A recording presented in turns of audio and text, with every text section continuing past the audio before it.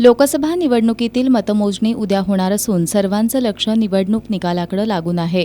या पार्श्वभूमीवर शिरोळ तालुक्याचे माजी आमदार उल्हास पाटील यांनी एस न्यूजशी बोलताना महाविकास आघाडीचे उमेदवार सत्यजित पाटील हे 1 लाखाच्या मताधिक्याने विजयी होतील असा विश्वास व्यक्त केला। आतापर्यंत झालेल्या निवडणुका आणि आता ही जी निवडणूक झाली याच्यामध्ये फार मोठा फरक लोकांच्यामध्ये दिसून आला। या आतले लोकसभा मतदारसंघामध्ये उत्स्फूर्तपणाने लोक मतदानाला बाहेर पडले।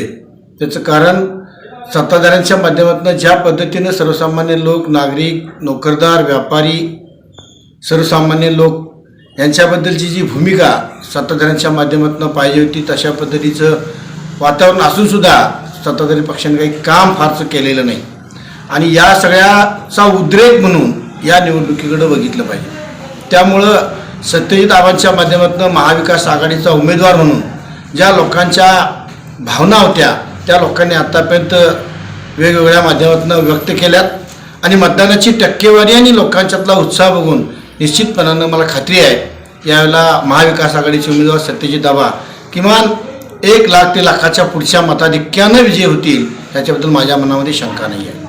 देशात आणि राज्यात सत्ताधाऱ्यांनी सत्तेचा गैरवापर करून अनेक पक्ष खिळखिळे केलेत।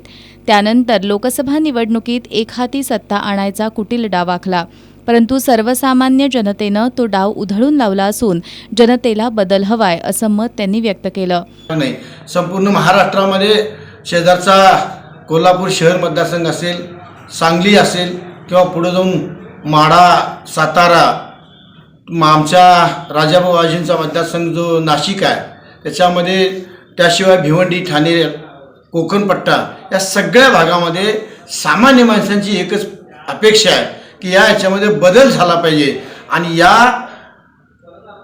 सत्ताधाऱ्यांनी गेल्या 2-2.5 वर्षामध्ये वेगवेगळे पक्ष फोडून लोकांना आपल्याकडे खेचून दाबून लोकांना वेगवेगळ्या दडपशाहीच्या माध्यमातून आपल्याकडे करून घेऊन हे पक्ष सगळे खिळखिळे करायचे आणि एकहाती सत्ता आणायची असा जो कुटील डाव ह्याच्यामध्ये आखला गेला होता निश्चितपणानं सामान्य लोकांनी तो डाव उधळून लावलेला आहे।